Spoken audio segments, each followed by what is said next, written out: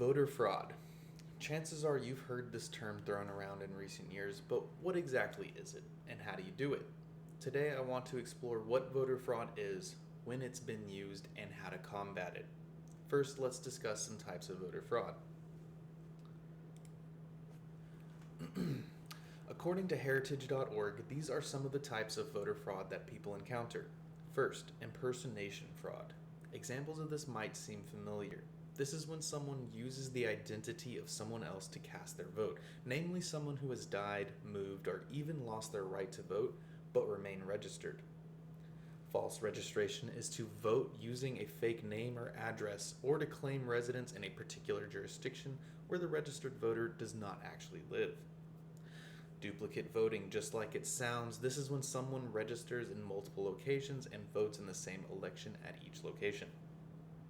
Buying votes, also exactly how it sounds, this is to pay someone to vote a certain way. Illegal assistance at the polls. Now, this one really caught my attention just because of how easy it seems to pull off. This is to force or intimidate voters, especially the elderly, disabled, illiterate, or those who speak English as their second language, while supposedly providing assistance at the polls. And altering the vote count, where someone has changed the value of a vote count in a precinct or place where votes are counted. Now, some instances of voter fraud.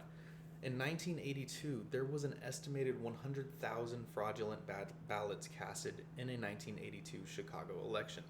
63 people were convicted of voter fraud, including vote buying, impersonation fraud, phony absentee ballots, and voting by non-citizens. In 2003, Alan Simmons persuaded voters to let him fill out their absentee ballots in exchange for jobs. According to heritage.org, fraud in the 2003 East Chicago mayoral primary was so widespread that the Indiana Supreme Court ultimately overturned the election results and ordered a special mayoral election that resulted in a different winner. In 2010, Paul Schierick is convicted of election fraud, approving a robocall to black voters telling them not to vote because the Democrats had already won the 2010 gubernatorial election. He was sentenced to 30 days home detention, 4 years of probation, and 500 hours of community service. And in 2012, Mayor Ruth Robinson targeted residents living in public housing and threatened to evict them if they did not sign the absentee ballots that Robinson and her family had already filled out. She also targeted disabled individuals and attempted to buy votes. She was convicted and sentenced to serve 90 months in jail.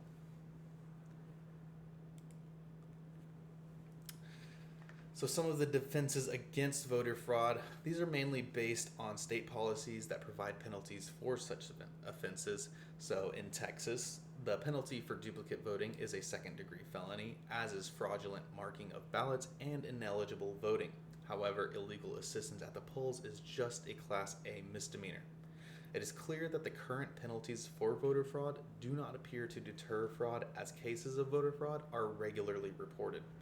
These penalties should be increased across the board, moving penalties like that for illegal assistance at the polls to a more hardy charge like the ones for duplicate voting.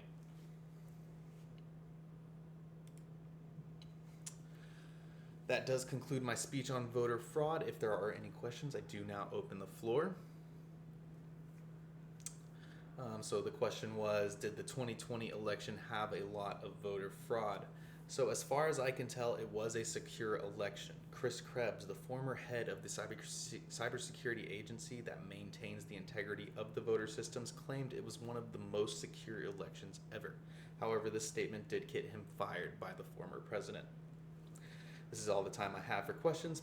Please feel free to contact me through email or social media, and I hope you all have a wonderful evening.